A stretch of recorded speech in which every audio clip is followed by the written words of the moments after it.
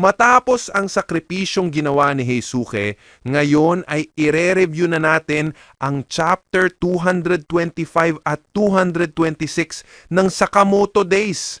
Sa wakas, matutunghayan na natin ang mga sumunod na nangyari matapos iwan ni Shin si Heisuke, pati na rin ang laban niya laban kina Kumanomi at nitong bulletproof na nakamaskarang lalaki. This is Mr. IA Anime at huwag na nating patagalin pa, let's go! Nagsimula ang chapter dito kay Lu na kinuyom si Shin sa kwelyo at sinabing, "Ipaliwanag mo ang sarili mo ngayon, Shin. Bakit mo iniwan si Heisuke?" Inawat naman siya ni Aoi, ngunit umiiyak si Lu at sinabing, "Sabi mo kanina, natatabla ng balang lalaking nakamaskara, di ba? Pwede talagang mamatay si Heisuke." Sagot naman ni Shin, "Sinabi mismo ni Heisuke sa akin na magtiwala ako sa kanya. Kaya tulad ng pagtitiwala sa akin ni Mr. Sakamoto, gagawin ko rin ang parte ko at magtitiwala kay Heisuke. May tiwala ako na kaya niya ito. Kaya niyang manalo." Naalala ni Shin ng panahon ng matinding training ni Heisuke. Kinamusta pa nga ito noon, sinabihan na magpahinga. Ngunit sagot ni Heisuke, Hindi pa ako malakas. Kailangan ko pang lumakas. Kailangan dumating ang araw na magre-rely sila sa akin, lalo na kung kakailanganin nila ang tulong ko. Napaisip si Shin sa kasalukuyan, Heisuke, huwag kang mamamatay. Lumipat ang eksena kay Heisuke. Sabi ni Kumanomi, medyo matagal-tagal na rin mula nung sa Thailand. Sagot ni Heisuke, ikaw yung magnet lady na pumatay kay Hugh. Mabilis na kumilo si Kumanomi. Sagabal ka sa daan. Sabay inatake si Heisuke. Ngunit bago alisin sinabi sa nakamaskarang lalaki, pupuntahan ko si Sakamoto. Ikaw nang bahala sa kanya. Sagot naman ng nakamaskara, sige. Subalit agad na binaril ni Heisuke si Kumanomi na naiwasan naman nito. Sabi ni Heisuke, hindi ka makakaalis dito. Pipigilan kita. Nainis si Kumanomi at ginamit ang magnetic force. Ni hindi mo masabi na papatayin mo ako? Duwag. Maya-maya, may nagmaneho ng sasakyan pero biglang bumigat ang gulong dahil minagnet ito ni Kumanomi at ibinagsak kay Heisuke. Sabi niya, kung gusto mong mamatay, sige. Pero kung mamamatay ka ngayon, maaawa talaga ako sa lalaking nagsakripisyo noon para sa'yo. Nasayang lang. Ngunit hindi nagpatalo si Heisuke. Ginamit pa niya ang mga bala sa nasirang bahagi ng sasakyan para atakehin si Kumanomi. Sabi niya, hindi nasayang ang buhay ni Hyo. Noon pa man iniisip ko na kung paano ko mababayaran ang sakripisyo niya. Pero na-realize ko, ang tunay na paraan ay mamuhay ako sa paraang gusto ko. Kung hindi, doon masasayang ang buhay niya. Kaya simula ngayon pangako ko, enjoy ko ang buhay ko kasama ang aking mga kaibigan. Hindi ko hahayaan na masayang ang sakripisyo ni Hyo. Nagbigay ng signal ang ibon ni Heisuke dahilan para makaiwan siya sa atake ng nakamaskarang lalaki. Sabi ng nakamaskara, nababagod na ako, ang dami niyong sadsats. Kung pro talaga kayo, bawasan niyo ang daldal at mag-focus na lang sa aksyon. Agad niyang kinuyom si Heisuke, ngunit hindi pa rin ito natatabla ng bala. Sabi ni Kumanomi, Hoy, umiwas ka naman! Sagot ng nakamaskara, hindi. Ang ganda sa pro wrestling ay ang pagtanggap ng lahat ng atake ng kalaban at saka mo silang iti-take down. Tumalon siya at sumugod. Tignan natin kung kaya ni Heisuke tanggapin lahat ng atake ko. Mulit umiwas lang si Heisuke. Sabi ng lalaki, bakit ka umiwas? Sabi ni Heisuke, pasensya na. Teka, ano? Sa isipan ni Heisuke, ngayon, kahirap ko ang kalabang hindi matamaan ng bala.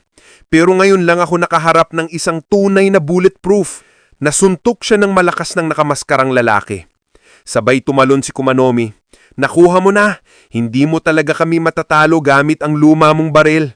Minagnet niya ang mga traffic signs. Oras na para tapusin ito. Ngulit na iwasan naman ni Heisuke ang mga atake. Sa isipan niya, ano bang ginagawa ko ngayon? Pinagtiwalaan ako ni Shin na i-handle ito. Hindi ko pwedeng hayaan na talunin ako ng dalawang ito. Hindi ako pwedeng mamatay dito. Sabay na alala niya sina Hyo at Mr. Sakamoto. Kaya dito na naghanda si Heisuke na sabing kailangan niya raw protektahan ng kanyang mga kaibigan. Habang papasugod na ang lalaking nakamaskara, nagpaputok naman si Heisuke at tumama ang bala sa isang drum ng gasolina sa kalsada, dahilan para ito'y sumabog at masunog ang lalaki. Subalit napasabi lang ito, ang init. Nagulat si Kumanumi. Sinilaban ni Heisuke ang gasolina. Sagot naman ni Heisuke, bumabagsak ka ngayon kahit anong mangyari. Paumanhin pero hindi ko gagawing madali ang lahat ng to para sa inyo. Gagawin ko ang lahat gamit ang aking lakas para mapabagsak kayo. Nainis si Kumanumi habang ang lalaking nakamaskara naman ay nagsabi, wala pang nakakasubok na sunugin ang katawan ko. Sabi ni Heisuke sa sarili. Siya'y naapektuhan pa rin nun. Ano bang klaseng tigas meron ng lalaking to? Tao pa ba talaga siya? Sagot ng lalaki, ako naman, huwag ka nang umiwas. Sinuntok niya si Heisuke at tumilapon ito ng malakas. Nakakita si Heisuke na tatama siya sa mga tao. Kung hindi niya ihinto ang kanyang momentum, masasaktan ng mga inosente. Kaya agad niyang itinutok ang kanyang sniper rifle sa semento at nailigtas ang mga tao.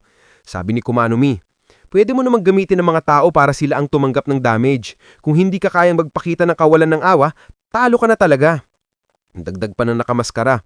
Baliw yun. Sinakripisyo pa niya ang katawan niya para protektahan ng mga tao matapos ko siyang patalsikin.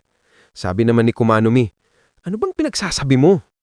Lumapit si Pisuke, ibon ni Heisuke at kinamusta siya. Naisip ng lalaki, pati hayop gusto siya. Habang dahan-dahan na tumatayo, sabi ni Heisuke, tama ka Pisuke, sang-ayon ako sa'yo. Panalo na tayo sa laban na ito. Nagtaka ang nakamaskarang lalaki. Dagdag pa ni Heisuke, ang mga taong ito ay malalakas. Ako lang ang mag-isa rito, pero nagawa kong mapahinto at mapanatili sila dito. Kaya dahil dyan, panalo na ako. Hinding-hindi ko hahayaang mahabol nila si Sakamoto. Sabi ng lalaki, pinapagalit mo talaga ako. Tumigil ka na sa pagsasalita ng mga yan na parang mabuting tao ka. Pinapamukha mo lang ang ako ang masama. Balik dito kina Shin na nag-aalala sa sinabi ni Lu na posibleng mamatay si Heisuke. Sa isipan niya, pakiusap, sana ay okay lang si Heisuke. Napansin ni Lu na nag-aalala si Shin. Maya-maya may napansin sila. Sabi ni Bold, kainis? Tanong ni Lu, ano bang problema? Sagot ni Bold, kung kailan pa talaga nating kinakailangan, saka pa nagkaroon ng traffic jam. Ayon kay Wutang, isang checkpoint to. Masama to kasi ang JAA ay naghahanap ngayon kay Sakamoto. Naakita sila ng pulis na nagche-check. Sa isipan ni Shin, kung titignan nila ang sasakyan, lagot kami. Sabi ni Kindaka, ano na yun? Kumatok ang pulis sa sasakyan. Sabi nito kay Boyd, magandang hapon. Hinahanap namin ang isang wanted na kriminal. Pwede ba naming silipin ang likod ng sasakyan? Sabi ni Utang, may ililipat kasi kaming pasyente na nasa critical condition. Utos ito ng doktor. Sabi ng pulis, magiging madali lang ito. Binusa ng likod at nakita ang nakahigang si Granny Mia nagpapanggap bilang pasyente habang sina Shin at Kindaka ay nagtatago. Pagkatapos ma-check, sabi ng pulis, paumanhin, ayos na kayo rito. Pero biglang nagbipik ng mabilis ang device na nagmo-monitor sa vitals ni Sakamoto. Naalala si Aoyi, darling! Nagulat din si Shin. Mas nagulat ang pulis na biglang bumangon si Granny Mia at tinusok ng karayom ang dibdib ni Sakamoto, dahilan para bumalik sa pagiging stable ang vitals. Kumilos agad ang pulis na tinutukan ng baril si Sakamoto. Freeze, marami talagang dahilan para hulihin ang mga asasin na kagaya ninyo. Sabi na Shin at Kindaka, hindi siya ordinaryong pulis. Hindi natin napigilan ang paglapis niya kay Sakamoto. Gamit ang kanyang telepathic ability, pinahinto niya si Shin ng pulis. Nagulat si Bold nang mapansin niya ang naparaming tao sa labas ng kanilang sasakyan. Sabi ni Jin, isang trap pala ang checkpoint na ito.